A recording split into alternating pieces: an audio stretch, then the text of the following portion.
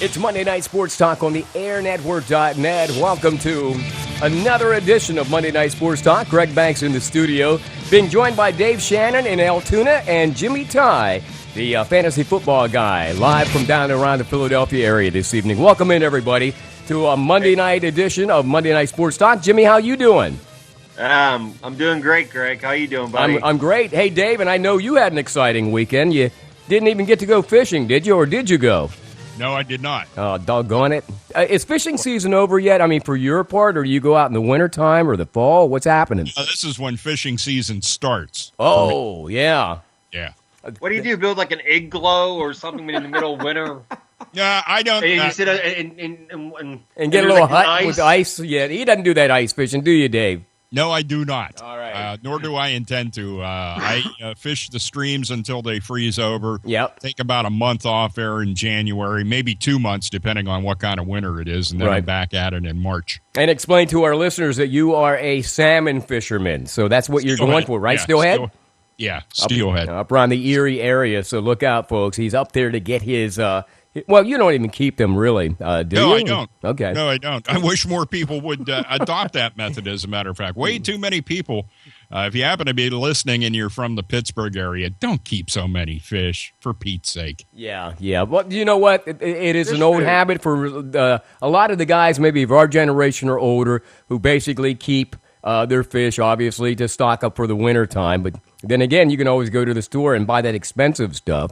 And here's the thing, the taste, and don't want to get too far down this road, but the taste of the meat of the steelhead trout that comes up out of the lake is not that good. Okay, well, thanks for the heads up. I'll make sure not to eat that. Yeah. Anyhow, don't be keeping them. Not to be confused with fishing, but of course last night, sort of like headhunting, if you will, or a redemption. I guess the best way to start is it was Redemption Sunday for the Pittsburgh Steelers. And I guess overall, Dave, let's talk a little bit about that game last night, because what an exciting game it was. Big Ben, of course, everybody came out charged up. And did it go the way that you thought it would? No, I expected it to be a much closer game. I was very pleased to see complete, for the most part, a complete revamping of the defense and a realization that in today's football world, if you can apply pressure on the quarterback, your defense performs a lot better. And there's just those times when you have to rely on your defensive backs to give you that coverage downfield and send those guys in, put the pressure on the QB, and you get some really good results, as the Steelers did last night. Jimmy, your impression of the Steelers yesterday, Redemption Sunday, I mean, these are the guys that we thought should have shown up in Philadelphia or against Philadelphia, right? Oh, my God, Jay. With Le'Veon coming back and with, 144 yards? Right. Fantasy. There's a fantasy guy.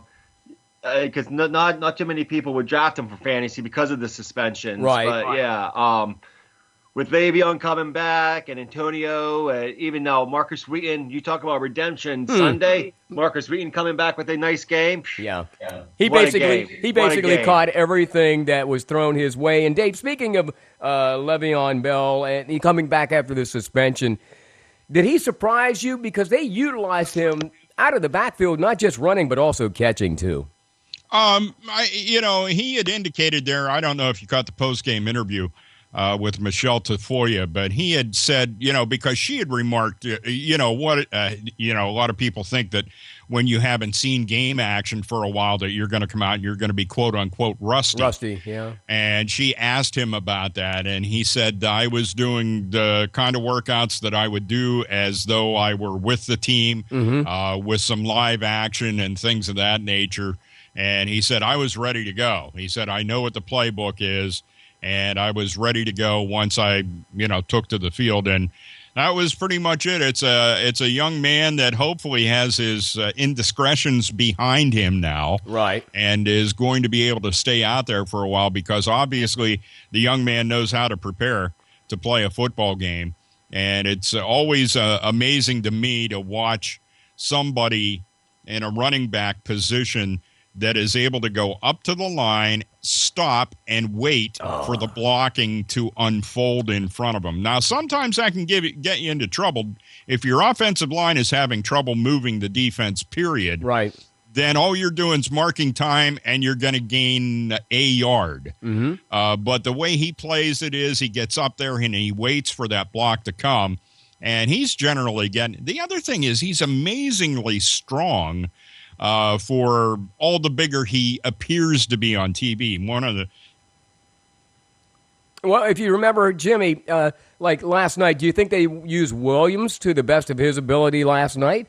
As a tangent? One of the things, though, you watch football on TV and you think, yeah, we're losing Dave. Dave, we're losing you. You're in and out there. So Jimmy, taller than you are. He just looks small compared to drag 3-4 guys down the field. Right. And Jimmy, so what about D'Angelo Williams in his role now? I mean, in light of the fact that Bell's back, what do you think? Complimentary, maybe? Oh yeah, he's complimentary, but Williams also said it doesn't matter even if he's the water boy, as long as the team wins. Yeah. He's happy, so he got his yards. He got his touchdown last night. But the one thing I want to say is everybody was saying about how the Steelers' offensive line now with Marcus Gilbert gone, right, with that injury, and Ramon Foster. The one guy I was impressed with on that offensive line, never started an NFL game, B.J. Finney. Mm-hmm. Undrafted rookie out of Kansas State, was just blowing the Chiefs off the line of scrimmage and blowing them off the line of scrimmage for Le'Veon to get through them holes. Yeah. B.J. Finney, in my opinion, was one of the key players in that game. Just not for Antonio getting his yards or Ben throwing for 400 yards. Right, the blocking schemes too. It was B.J. Finney. It was DeCastro. It was Pouncey. Them guys made the Steelers win. I'm not even going to say the defense, because the defense gave up 14 points late.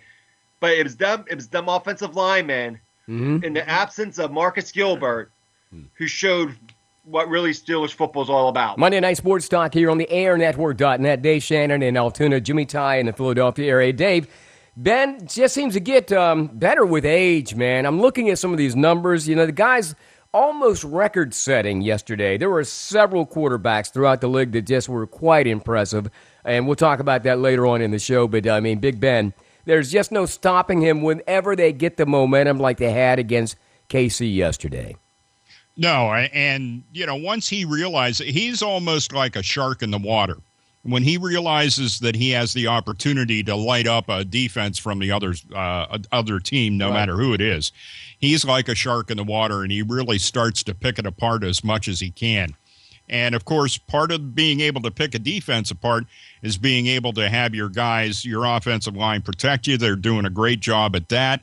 And every once in a while, he's kind of back to, not that he does it a lot, but I think at least 2 times last night, I recall, that Ben had no receivers open, looked at how much green was out in front of him with no white anywhere near it, and ended up taking a couple of rushing plays. Not quite, you know, as often as the younger Ben Roethlisberger did. Right. But I think he did it enough last night to say, I'm not afraid to go do this. And he went out and he gained, I think he got 7 on one carry and somewhere around 6 on another. But that's good to see, too, that it's because he's had so many injuries that there's this propensity. And I'm pretty sure the team's telling him not to run. Right, Don't run. right, yeah. And he's just picking his opportunities, and he's not doing it a lot, but it's good to see that he is doing it when he needs to keep his momentum, his team's momentum going down the field. Yeah. But you're right, though.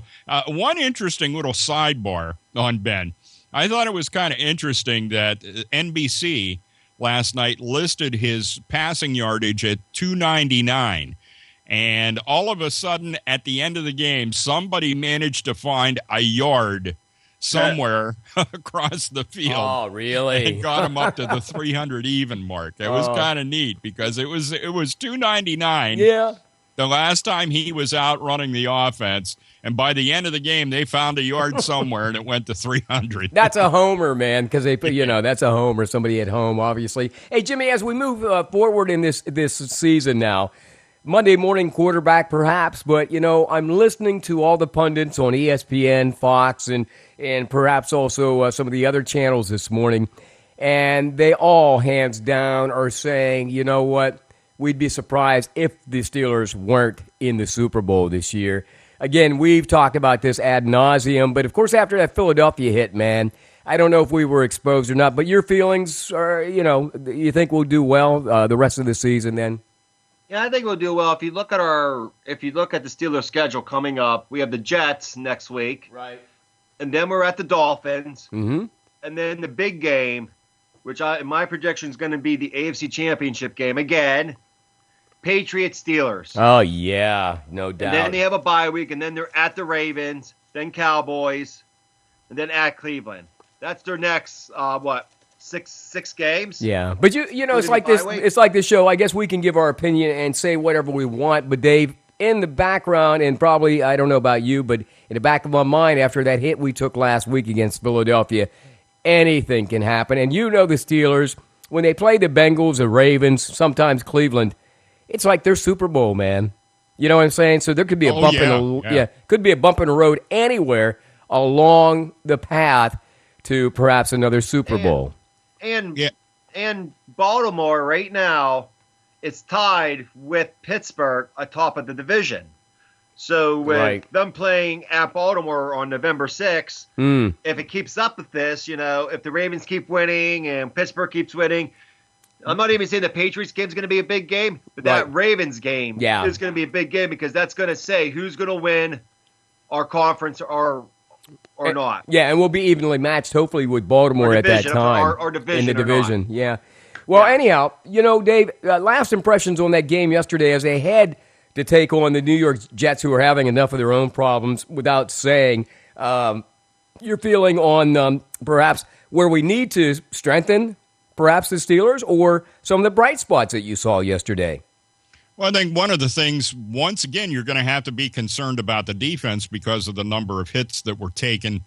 The number of guys at one time there during the NBC telecast last night, they showed the number of people that were injured, and there were 5 Steelers to only 1 Kansas City Chief. Mm-hmm. So you wonder what kind of an effect that's going to have. And you talk about games, you were just talking about those bump in the road games. Yeah. This could be one for the Steelers. Mm-hmm. They should walk away with this game against the Jets. Against the Jets, yeah. But it could be a bump in the road game. I've known the Jets to play the Steelers really tight at times, and we'll see, where their heads are. But I certainly hope they learned a big lesson there in that game against Philadelphia. Right. And the week that led up to the Kansas City game, because there were some serious things going on there to remind that team that you're human and you don't take anything for granted. That might have been the wake-up call they needed, though. You know what I mean? So when it's all said and done. We'll find out. This week will probably tell us for sure. Right. Monday Night Sports Talk here on the AirNetwork.net. Of course, Dave Shannon, Altoona, Jimmy Ty in the Philadelphia area. Jimmy, if you had to make a prediction on the upcoming game on Sunday with the New York Jets, how do you see that? What kind of prediction score-wise would you say? Oh, boy. Well, you pondered that. I think Pittsburgh's going to win. Okay. It's going to be an easy win. If we played the way we played against Kansas City. Oh, no doubt. Yeah. There's no way. But if you play against the way we play against Philly.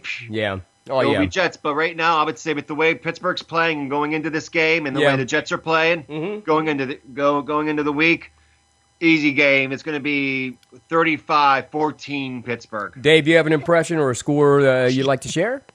Jimmy, you took that completely.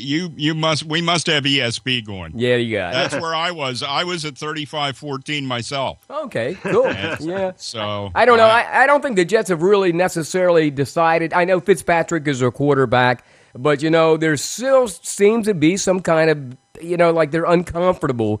And I don't know if it's with their quarterback or with the whole team. I know their defense is suspect at best, so we'll see how things work out. I say the Steelers take that game at least 24-7, and that's my prediction.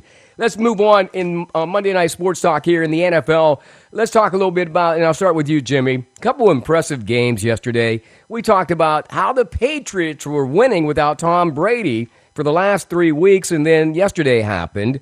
A misnomer. Did Rex Ryan get lucky with Buffalo to defeat Patriots before Tom comes back this week? Or what happened in that game? the scuffle happened in that game, and I think it shook up the quarterback, that Jacoby Brissett. It did? Okay. He comes running out on the field, and the Bills player, I don't know who it was, started the scuffle, and I think that got in his head, and plus with Brissett with his injured hand. Yeah. Where else was Belichick going to go for a quarterback for 1 week? Who was going to sign with New England for 1 week and then say, well, we all speculated I'm not going to play anymore because when Tom comes back. So no, I think I don't think Buffalo really had their number. Yeah. I just believe that New England just didn't play as well as they could because of their offense. What's his name? Gronkowski. He came back. Everybody's talking about how Gronk's going to do. Yeah. 1 reception for 11 yards. Well, if you can't, well, here again, you can't get the ball to the guy. I mean, how effective can he be? He and Brady are sort of like A.B. and Ben. You know what I'm saying? Yeah. There's that chemistry there. And obviously, Brissett probably hasn't had a lot of time to work with Gronk in the first place. But, Dave, having said that, Rex Ryan, there's an interesting character in football. Yesterday, as I watched a little bit of that game, and I'm watching Rex, he's sort of like the new cock on the block, if you will. Pretty swag kind of guy. Belichick sort of stoic, you know what I'm saying? Like, under his breath, he's calling him a son of a bitch. And at the end of the game, there was sort of like, I don't even think Belichick even looked at Rex. He couldn't even stand the guy, Mm-hmm. So do you think Buffalo got lucky yesterday? I mean, it was just basically... it was a bad day for the Patriots. Let's say this. Buffalo's defense was good enough to keep New England off the scoreboard. Yeah. And Buffalo's offense did enough to win the football game.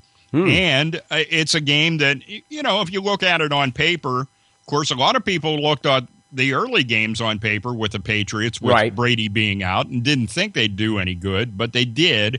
And on paper, you would look at it and you'd say, Buffalo should win this game. Right. So, in fact, they did win the game, and that's one of those ones where if you're going to move on and your season's going to be good, you have to win the games you're supposed to win. Yeah. And they did that yesterday. So, wasn't flashy, could have been better, but, hey, and when I say could have been better, I didn't watch the game. I'm just looking at the final score. I would have thought that Buffalo could have put some more points up, especially in light of the numbers that Taylor had in the game. Yeah, here again, Jimmy, I think most pundits said from the beginning with Brady being out for 4 games that the Patriots would probably go 2-2 during this span. You know what I mean? So I'm kind of surprised that they're even at 3-1, and Tom comes back. Does he have something to prove when he gets back here this week? Is he going to run the table then the rest of the season here? Oh, Tom has nothing to prove. He knows it's his team, and he knows that it was just a fluke that he did get the suspension in his mind. Everybody talks about Deflategate, this and that, but no, Brady's going to run the table. He's going to, like I said before, the big game for Patriots is the Steeler game because of the way their defense is playing. It will be Brady's, 3rd game back? Right. So that's going to be the tail test. Is Brady, able to do this, run the table or not? That Steeler game is going to be big. What I mean by approving a point, Dave, would be if they ran the table, let's say they get to the Super Bowl and win the Super Bowl, now Goodell's got to hand you the trophy. And Tom, sort of, even though he was off because of Deflategate, has a way of getting back at Goodell. There again.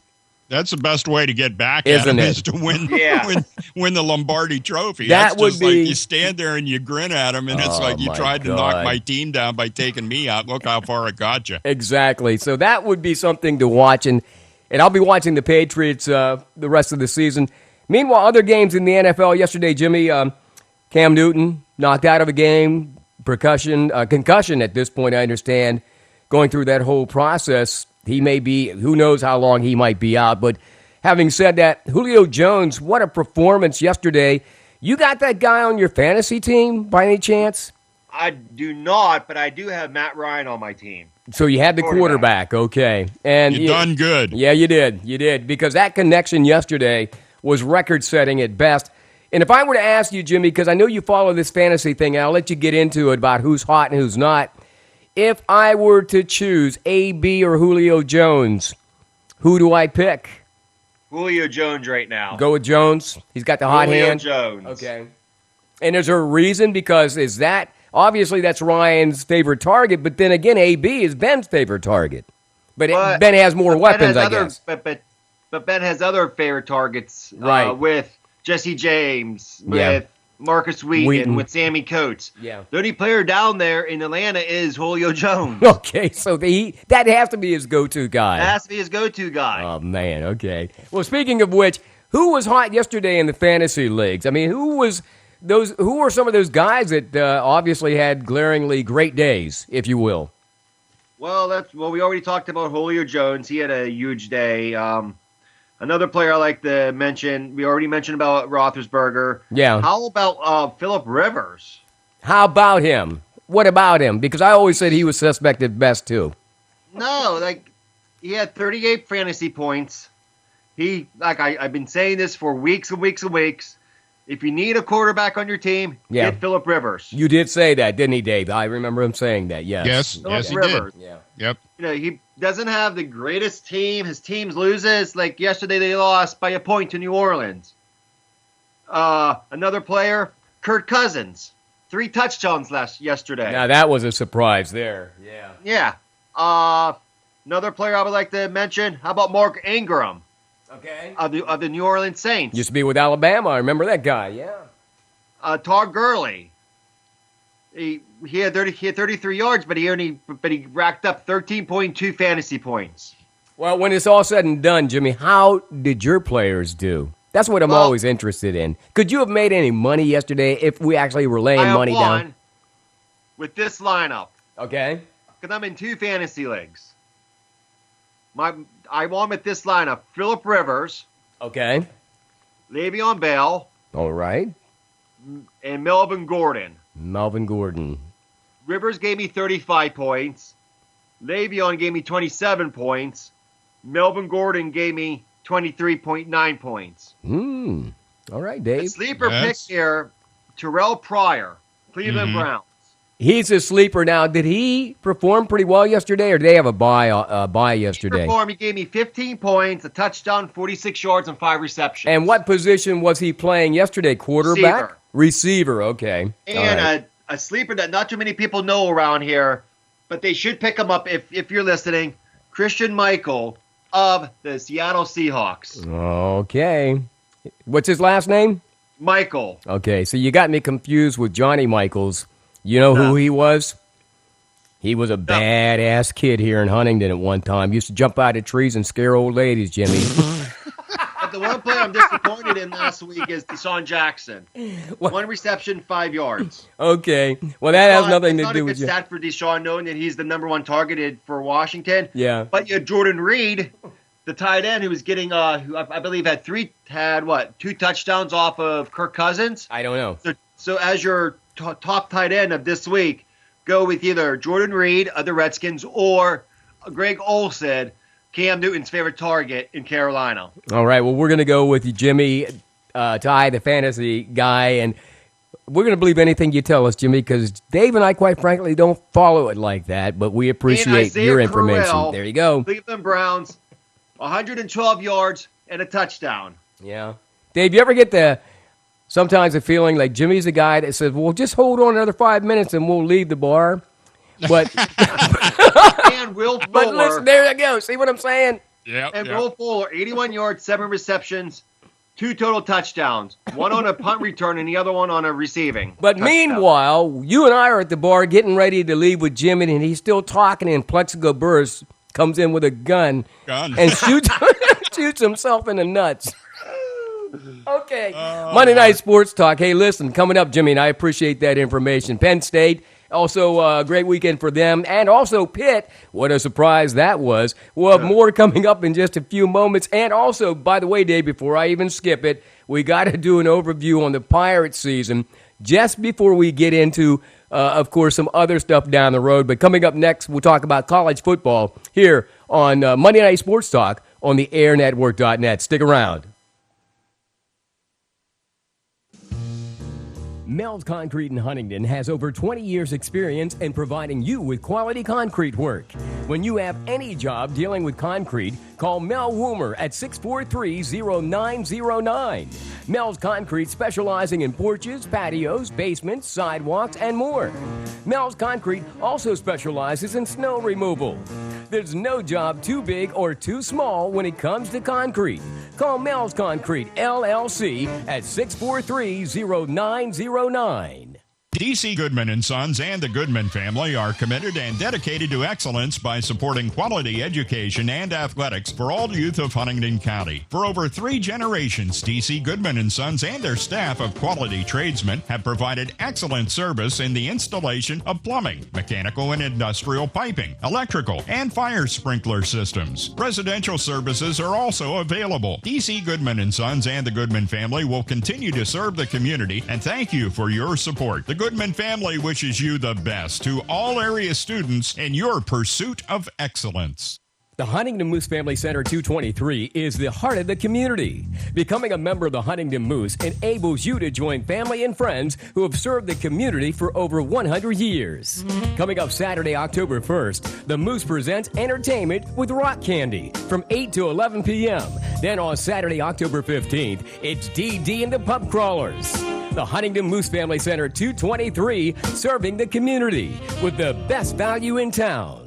Pennsylvania Highlands Community College provides you the option to earn an associate degree, diploma, or certificate at an affordable cost. The Penn Highlands Huntington Center, located on Margie Drive in Huntington, offers degree programs in business management, criminal justice, liberal arts and sciences, and psychology. Are you ready to take the next step on your career path? Contact Penn Highlands Huntington at 814-643-6200 or visit Penn Highlands Community College online at pennhighlands.edu.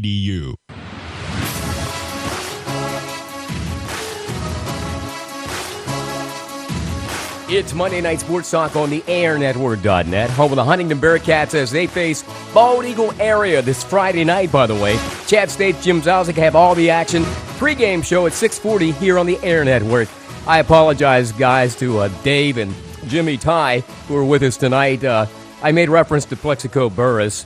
Plexico had nothing to do with Jimmy hanging out at a bar too late one night. Jimmy wasn't even there. I just alluded to that, and I apologize to even Plex if you're listening.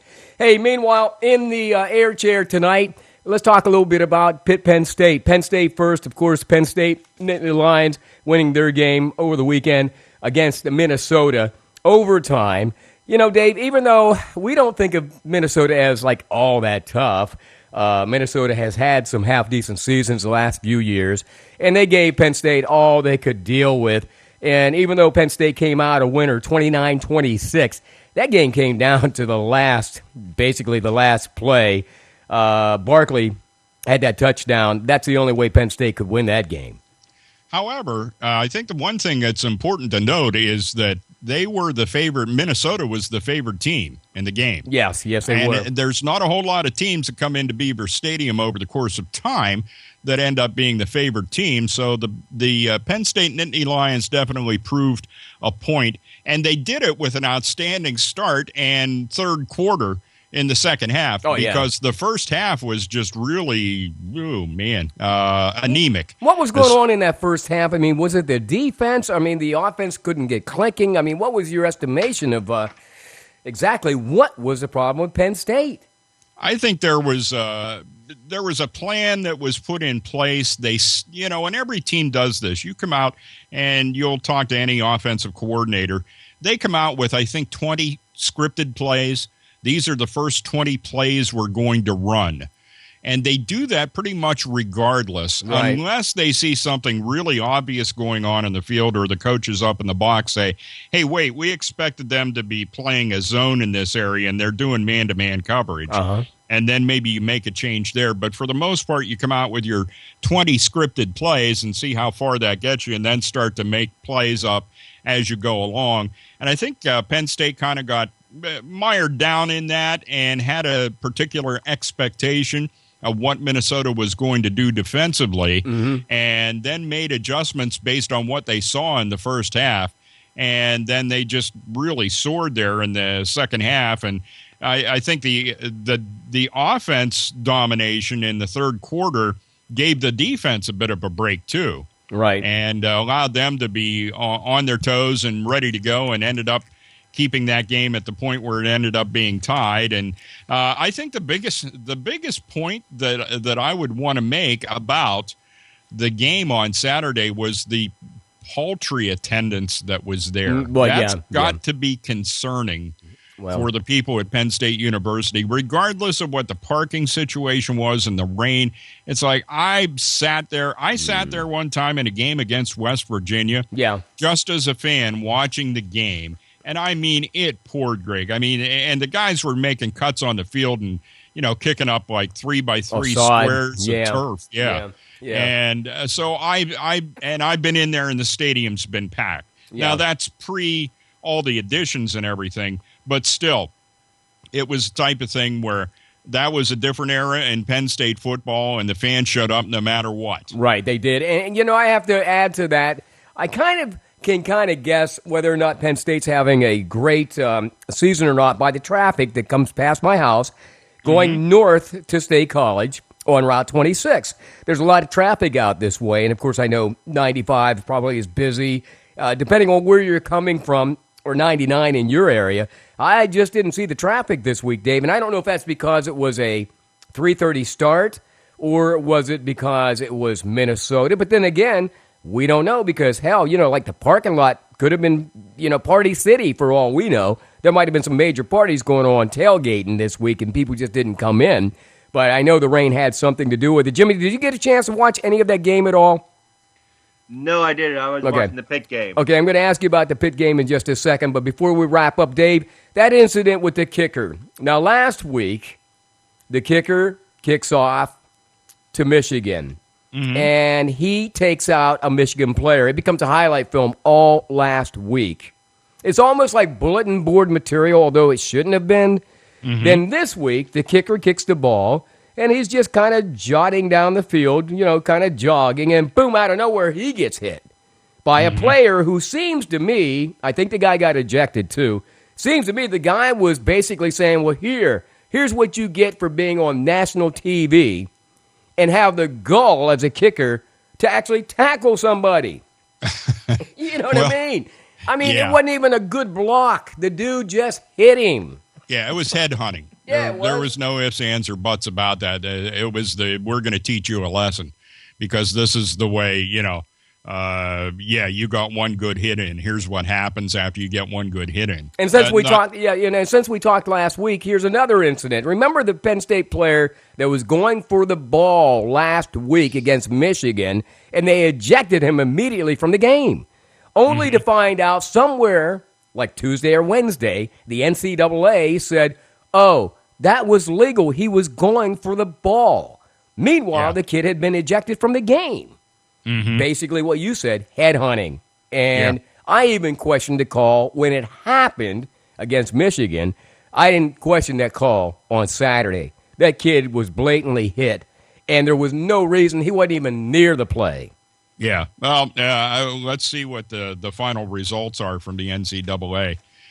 Because I can assure you they're going to be reviewing that. It's kind of amazing with the way cameras and video replay systems have managed to get here. Technology has made it. And when they slow it down for you on TV, you have to remember how slow that's actually you're viewing it. Oh, yeah. And it is amazingly slow. And you look at that same play at full speed. Oh, yeah. And it looks completely different. Could you imagine having slow motion back in the days of Jack Lambert and Joe Green? And could you imagine the collisions that were happening in the NFL at slow motion? Oh, yeah. The thing is about that kicker, he rocked the guy from Michigan. He did the same thing to the guy from Kent State. Am I right? Yeah. The guy from Minnesota is like, this is what it feels like. Yeah. Okay. Damn. Well, he got his comeuppance, and then I understand tonight he revealed that he has a weight problem, or what do you say he had? Eating disorder. Okay. Well, again, apparently the guy didn't. I don't know. He looks like he was a rather healthy kid. He probably walked on. I don't know because I don't know his history. He kicks rather well. As Jimmy said before, he's not a field goal or place kicker. He kicks off, kick off. So, he's doing a great job. Is there anything promising in that game, Dave, that indicates to you that Franklin and the Nittany Lions will see better days the rest of the season now? Because I don't even have their schedule in front of me. But, now we're going to get into the meat of, the Big Ten here soon. And, man, if that's any indication against Minnesota, I wasn't overly impressed. Minnesota's a better team than I think you're giving them credit for from that standpoint. However, and the one thing I do see, I thought that builds character. I mean, you love character-building games. Now, right. What you want to see is the following week, did that character building that you just went through and getting an overtime win against Minnesota carry over into your next game? Yeah. Because, and the reason that's such a big character-building game is that they were behind big time at the half, right, and came out and dominated the third quarter. And so what you want to see then is, do you come out and start the next game and try to pick up where that third quarter took you in the win against Minnesota? So if that happens, then you've got a half decent end of the season. Yeah. They should end up over 500, I'm going to say. Right. But, it's not going to be a great season. It's going to be you'll go to one of the lesser bowl games. No doubt. Yeah. And, but, in theory, they will go to a bowl game. But I'm starting to question how long that's going to continue as well, because as the crowds die at Beaver Stadium, the amount of people that travel to watch Penn State, depending on where the game is they're going to play, if they're going to get another Pinstripe Bowl, they'll do okay. I mean, there'll be a share of Penn State fans there because New York City and the proximity to many Penn State graduates. But if you get into a colder climate type thing, I don't know that the Penn State fans are going to be traveling like they used to, because it didn't matter pretty much where they played in come bowl game time. Back in the day now. That's the difference between now and 20 years ago, Dave. And I got to agree with you. And we don't know. Just look at the Penn State schedule coming up. Right. Maryland next week. Okay, that could be competitive. That's going to be their homecoming game. All right. That's at Penn State. Then they have Ohio State. Oh, that's an 8:00 game. Yeah. That's at Penn State. Wow. Then they go to Purdue. That's a win, let's say. Yeah. Then they go to Iowa, and then they play Iowa at Penn State. Okay. That could be a loss. Yeah. Then it's at Penn State, though. Is Iowa at Penn State, Jimmy, or are they at Iowa? At Penn State. They're at Penn State. And then they have at Indiana. Right. Mm-hmm. That's a win. At Rutgers, that's a win, and then they finish up with Michigan State. Well, I'm not going to write off anything and just say it's a win, because you know what? Temple didn't necessarily have to be a win. It's one of those based on previous performance. Exactly. That's a toss-up as far as I'm concerned. And Dave, I think maybe this weekend, and I didn't notice, and I'll have to check the numbers on attendance. They probably had to capacity as far as what was sold. I mean, whomever showed up was a different story. What they said on the coverage on the Big Ten Network was 80-some thousand. Okay, and we know that they could have put another 20,000 people in there easily. 30, actually. Yeah. 30,000 more people, so that's pretty empty. And I'll tell you what, it was, as a Penn State fan, and I like it when you say that's pretty empty. Being used to seeing that stadium overflowing all the time, hey, listen, it's kind of embarrassing to look at. It would be, but then again, here again, Jimmy just cited the upcoming schedule. They'll pack the place for Ohio State, no doubt. They're probably going to do not that bad this weekend. It's homecoming weekend. Not even depending on the weather, because, kids will be out, Well, and it's also Maryland, so you're going to get a lot of people from Maryland that will come up to watch the game, too. Exactly. Yeah. So when you look at the numbers from this weekend in Minnesota, I kept thinking to myself, well, geez, how long would that drive be? That's probably a good, 14-hour drive. Coming from there. Most of the people that would travel in to see them would probably fly. Yeah, I would think so, too. So I can't gauge anything based on the attendance right now. But all in all, Jimmy kind of just told us what the schedule is, and he also alluded to who might win and who might lose. We wish Penn State the best of luck the rest of the way. That Ohio State game, I'm intrigued by that because I just want to see how high that score gets. No, seriously. I just want to see, because there are teams like, Meyer, and then you got Saban and guys like that. Oh, we would never run the score up. We put the third team in. Yeah, but your third team is better than anybody else's first team, And like you said, 80,000 people, guess what? Juniata College would love that many people to show up at their games. Anyhow. Yeah, but the whole problem is when you build a 110,000 capacity stadium and you only put 80 in it, it doesn't look good. Yeah, and you ain't going to fill it all the time either, so you know how that goes. Monday Night Sports Talk here on the airnetwork.net. Conversely, Jimmy, I'm watching the Pitt-Marshall game Saturday night, and Pitt wins that game 43-27. But listen, man, you know what? They better get their stuff together because they ain't got no defense. And if they think they're just going to run the score up against people, well, guess what? I'm here to tell you, they got Georgia Tech this week, and that ain't going to happen, man, because Georgia Tech is not Marshall. They have Georgia Tech. They have at Clemson, at Miami. Yeah. No, come on now. This is the time of the year to play against teams like Villanova that they played in the first week. Right. We just talked about Penn State, a good team. Let's get our defense going.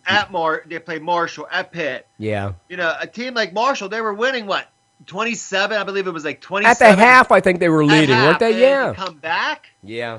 When they play teams like Clemson at Miami, Georgia Tech this week, you can't let down. Be pretty, Pitt. Well, you know what? In light of that, Louis, you can't depend on James Conner. No, you can't. And Henderson or Peterson to do everything for you. That defense has to step up. Well, again, you could get into a shooting match with these teams, but I'm going to tell you what, in light of me watching the Clemson-Louisville game, that is not going to happen. Georgia Tech is going to roll these boys like as if, they were like the JV from Alabama or something. It's not going to be pretty. And like you said, Connors can't carry this team on his back. No. And that's where I don't fault Narduzzi. He's still getting his scheme together on the defense. And it's going to take some time. Stat. Yeah. One stat, Greg. One stat. What's the stat? The leading tackler for the Pitt Panther defense. Okay. He played in 5 games. Right. 28 solo tackles. And he only has 5 games experience? Total this year. Wow. Just this year alone. Ryan Lewis.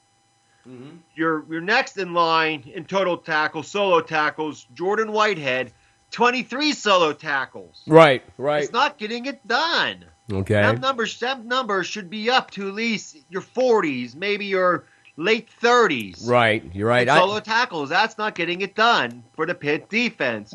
And for Pitt to be competitive in the ACC conference. Yes, we know. They got to play better defense.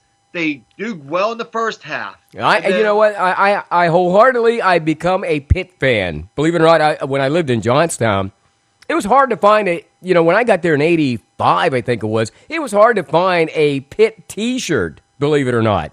Yeah. And, and then, of course, they grew from there. But having said that, what's the future look like schedule-wise here for the Pitt Panthers? You think they'll win a few? Well, they have, what did I say, Georgia Tech. Georgia Tech this week, yeah. They play at Virginia. That's a possibility. They play Virginia Tech. Yeah, I don't know about that one. That's a shootout. That's going to be a blowout. At Miami, Florida. Yeah, it could be a possibility. Then they finish up against Duke. Yeah, that's right, Dave. I got things confused with Florida State. You said Duke and Syracuse? Duke and Syracuse are the last 2 games. There's 2 possibilities on their schedule. And with the way Duke played against Notre Dame. Exactly, yep. The way Duke played against Notre Dame on national television. Brian Kelly almost lost his job over that one, man. Yeah. Watch out. Yeah. Watch out for them Dukies in football. All right, Monday Night Sports Talk here on the airnetwork.net. Dave, let me go back real quick. Penn State, Maryland. Who do you see in that game? Who do you like, and what's the score? I feel I'm going out on a limb here, but I'm going to go with the Nittany Lions, and I'm going to say that's about a 27-24 win. Jimmy, what are you thinking on that Penn State-Maryland game this week? I'm going with the Terps. Okay, the Terps of Maryland, the winners in that game. Terps of Maryland. They're going to ruin homecoming for the Nittany Lions. Final score is going to be 27-24 Maryland. Ooh, okay, it sounded like you, Dave, there for whether it was Maryland. But, Dave, hey, listen, Pitt taking on Georgia Tech, how bad is that going to be? Do you have any idea of what that score could look like? I mean, we're just, of course, not suggesting that you go out and bet the house on this, folks. But yeah, don't use our numbers for anything. Hey, Dave, Dave, it's like the horoscopes. This is merely for your entertainment. Yes, there you go. I would say that's going to be like maybe a 45-17 kind of game in favor of Georgia Tech. Well, here was Louisville and Clemson, 42-36. Georgia Tech usually plays like one of those two teams, so at least you got the score up in the 40s somewhere, right? Yeah. And Jimmy, what do you call in that game on Saturday with Georgia Tech and Pitt? Well, Georgia Tech plays that really wacky wishbone, whatever that crap's called offense. They call it the T-bone. No, they don't. Pitt can't stop freaking Marshall. I don't think they're going to be able to stop Georgia Tech. It's going to be 45. It's going to be 55-38 Georgia Tech. Well, okay. So you think the Panthers will put up 38? Well, of course, because their offense is really good. And it's sort of like just sucks. It's almost like basketball. There's no defense. Like an all-star game, it's like everybody's just putting up shots, man. And so that should be a lot of fun to watch both of those games. Madden. It's like playing Madden. It is, and it really is. Not a video game. If you ever watch some of the moves that these kids have on the field, like we were talking about Le'Veon Bell and how he stops Dave and waits for his blockers and then shoots the other way, they get that from watching Madden or something all their lives. Remember, we didn't have that back when we were kids, So we basically were ad-libbing in everything we had the football video game that Bo Jackson's in right now. Yeah, Tecmo Bowl. Yeah, Tecmo Bowl. Tecmo Bowl. No, you know what we had, Dave? We had those games where you put the little magnetic guys on the field, remember? That's what and you plugged it in, and that's how we played video games. They weren't called video games. And, boy, that was a lot of fun, though, too. Monday Night Sports Talk here on the airnetwork.net. Jimmy, let me ask you this before we wrap up the college section. Louisville-Clemson game came down to virtually one play, really. But, I mean, that was one of those games, man. I don't know if the refs took control of that or something happened on the sidelines. Louisville ends up winning that, or actually losing that, 42-36, Clemson. Could these two teams virtually see each other again? They could, even though they're in the same basic conference. There's something that tells me there's a possibility. In the ACC championship game, because what they do is they have like the Coastal Division and what's the other one, Dave? The Atlantic Division, I think it's called, or something like that. Yeah. Yep. And Clemson's in the same division as Pitt. Yeah, and SB Nation, which is our radio affiliate that we were working with throughout the day, they're saying that there's a possibility that these folks who are making these polls up that are selecting these teams for the Final Four, that we might even see Clemson or Louisville involved in this, even if they have one loss. But I will say this, the game of the week, you talk about Pitt, we talk about Georgia Tech, and Louisville, the game of the week, the play of the year so far in college football. Yeah. The final seconds of the Tennessee-Georgia game. That was crazy. 45-yard Hail Mary. They caught it at the end. Tennessee, the 11th ranked. Yep. Vols beat Georgia and at Georgia. Jimmy, did that remind you of? Did that remind you of that Auburn game? When was that? 2 years ago, they threw a Hail Mary out against Alabama. Didn't that remind you of that game? The last second or two, and it's over, man. Yeah. That was unfreaking real. Game of the week so far. Woo! Okay, I got to give you that, too, and I'm going to have to watch that on DVR, even though I don't have one, Dave. Can I borrow yours? Monday Night Sports Talk. Hey, listen, enough football talk for this week anyhow. Let's talk a little bit of baseball. The Major League playoffs about to get set. Let's take a break. We'll be back, and we'll talk about that, also some hockey, and pay tribute to the King, Arnold Palmer, next on the airnetwork.net. Stick around. Pennsylvania Highlands Community College provides you the option to earn an associate degree, diploma, or certificate at an affordable cost. The Penn Highlands Huntington Center, located on Margie Drive in Huntington, offers degree programs in business management, criminal justice, liberal arts and sciences, and psychology. Are you ready to take the next step on your career path? Contact Penn Highlands Huntington at 814-643-6200 or visit Penn Highlands Community College online at pennhighlands.edu. The Huntington Moose Family Center 223 is the heart of the community. Becoming a member of the Huntington Moose enables you to join family and friends who have served the community for over 100 years. Coming up Saturday, October 1st, the Moose presents entertainment with rock candy from 8 to 11 p.m. Then on Saturday, October 15th, it's DD and the Pub Crawlers. The Huntington Moose Family Center 223, serving the community with the best value in town. D.C. Goodman & Sons and the Goodman family are committed and dedicated to excellence by supporting quality education and athletics for all youth of Huntington County. For over 3 generations, D.C. Goodman & Sons and their staff of quality tradesmen have provided excellent service in the installation of plumbing, mechanical and industrial piping, electrical, and fire sprinkler systems. Residential services are also available. D.C. Goodman & Sons and the Goodman family will continue to serve the community, and thank you for your support. The Goodman family wishes you the best to all area students in your pursuit of excellence. Mel's Concrete in Huntington has over 20 years experience in providing you with quality concrete work. When you have any job dealing with concrete, call Mel Woomer at 643-0909. Mel's Concrete specializing in porches, patios, basements, sidewalks, and more. Mel's Concrete also specializes in snow removal. There's no job too big or too small when it comes to concrete. Call Mel's Concrete, LLC at 643-0909.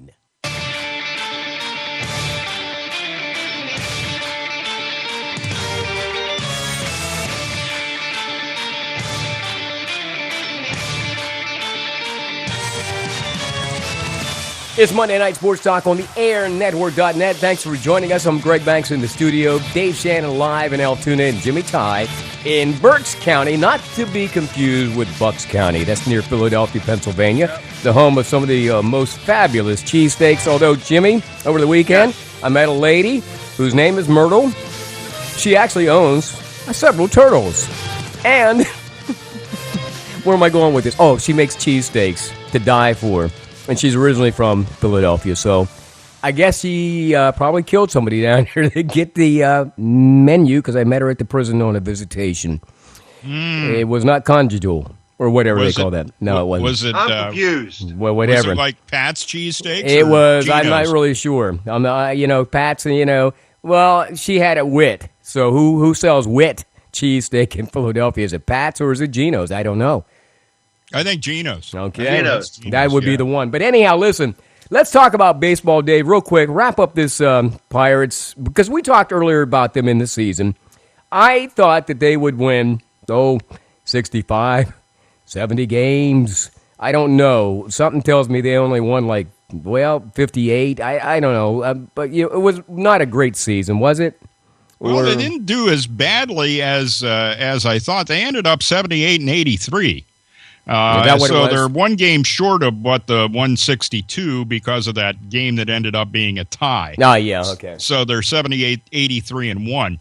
Actually, they did better than I thought because that's only, 5 games under. Yeah. And I had thought it would be a little bit more as well. Yeah. And so from that standpoint, they did okay. And they were in contention there up until the beginning of September. And we had talked previously on Monday Night Sports Talk about whether the Pirates were still geared up or whether they had, thrown in the towel and were just looking at things. And I think the backbreaker of the postseason and whether they had any desire to continue on was when they had the Cincinnati Reds at home at the beginning of September and they ended up dropping that entire weekend series to the Cincinnati Reds. And I think that was it, because that's a series that they should have won, or at least 2 out of 3, and they lost all 3 games that week. That was a backbreaker, obviously. Hey, Kutch says today, of course, the rumors flying around, he's hearing in them about the trade, and he says he's not worried at this point. And You think that's just a shield to sort of like, to get ready for the offseason, that something may be happening? And, because we've heard these stories before that, the Pirates just can't afford sometimes to hold on to guys. And we've seen that happen over the last couple of years, obviously. Should he be worried about anything? No, he shouldn't be worried, no. Because whenever he was MVP of the league and Silver Slugger and Gold Glover and everything else ever, nobody was talking about Kutch being traded. It was, Kutch is our player. He's going to retire as a Pirate, this and that. He has one bad season. Everybody's now saying, "Oh, Kutch is going to be traded for one bad season." Let's see how Kutch does next season. Yeah. See if it was just a fluke season for him. And injuries, when you're in the league long enough, they begin to plague you, Dave. And obviously, they plagued Kutch, and so maybe because the batting average was lower than we expected, a lot of people were ready to go and say, "Well, you're not going to throw out the baby with the bathwater," as it were. Well, I think what you'll see, and you remember back when we started back in here on Monday Night Sports Talk, something that Chad said that you'll have to keep an eye on, because I think there is a possibility next year, if he's having a really good season and back to being who we know him to be, the MVP kind of years, if he's back in that kind of mode, it would not surprise me to see them let him go, because I'll tell you what, I have absolutely no respect that the Pirates organization is set to commit to the long term and having any player retire out of the Pittsburgh Pirates. Yeah, I don't see that happening any longer either. I mean, you don't see that happening in most sports leagues anymore because there's just not that loyalty factor. I mean, not like we remember. You see some exceptions. Ben Roethlisberger will never put on another uniform other than a Steelers uniform. True that. And at some point, he will be on the sidelines coaching. Yeah, true that. I look for him to make the transition straight from player to coach. Yeah. The 1 year he'll retire, the next year he'll be a coach. And I think that's where Ben will go. I think he is a Steeler through and through. Okay. And like Hines Ward. Yeah, Hines Ward. Or Charlie Batch, if you remember. He kind of like slowly, he got involved in coaching, and then he just faded away. He's now in the media. But having said that, let's move forward, because I want to cover a couple of things real quick. Major League Baseball, Dave, it has been set. The wild cards. We've got, the Giants, they're in the mix here. In that wild card on, I believe that's tomorrow. We got tomorrow is the American League game. Okay, so we got in that game, and I'm trying to pull it up here real quick. Orioles and Blue Jays. Okay, so that's a one and done basically, yes. So they'll get set to face Boston, or who do they take on in that race? That would be the Rangers. Yes, it would be. They're the highest seed in the American League, so they get the winner of the wild card So game. The O's and the Blue Jays go at it tomorrow night, and then on Wednesday, the National League. Yeah, that's the Giants-Mets game. Okay, now Chad has also said in the past that this should be the Giants' year, but I'm hearing people, you got Syndergaard on the hill for the Mets on Wednesday, and Bumgarner. You got two of the finest pitchers in the league. How do you see that turning out? In theory, it doesn't get much better than that, and I think that there's the Mets are on a roll as they ended up their season, whereas the Giants really stumbled to the end of the season. They did not have a very good September. You like to be on an upswing as you head into the postseason, and I think if you look at it that way, you have to say that the Mets have a pretty good chance of moving on, but we'll have to see. It is that crazy thing about the even years, and it is an even year, so we'll see. I mean, it could be Bumgarner that gets them through. But here's your reward. Woo, you get to face the Cubs. yeah, you get to play the Cubs after that. So hey, well, listen, the table has been set, Jimmy, as we mentioned about these wild cards tomorrow. The Orioles and the Blue Jays. Somebody gets to face the Rangers out of that game, and then the winner of the San Francisco Mets get a chance to take on the Cubs. On the West Coast, conversely, Los Angeles, of course, Dodgers taking on the Nats, like in their series, and then you got Boston taking on, I believe that is, who is that, Cleveland? Cleveland. Yeah. Whoa, where did Cleveland come from? That's what surprises me, Dave. Well, that just goes to show with the right amount of tweaking, a team can be competitive. And you got Terry Francona there. I think you got to give Terry Francona a lot of credit for taking that team and turning it into a team. Right. Because that word gets tossed around, but it really does mean a lot in baseball. Yeah. Being around baseball as much as I have, you come to the point where you realize a very successful team is really that, embodies that the definition of what a team is. And I think Francona is the big factor there in what got Cleveland to the postseason. Okay. Well, listen, let's come up with some predictions next week once we get into the actual series. Meanwhile, real quick, hockey. What's going on in hockey? The camps are opened. The Penguins are looking forward to another season. Any news out of Penguins camp yet? Not really. I mean, you haven't seen the big guys playing a lot of time yet. Watched the game yesterday, but I'll tell you what, you gotta love Tristan Jarry in goal.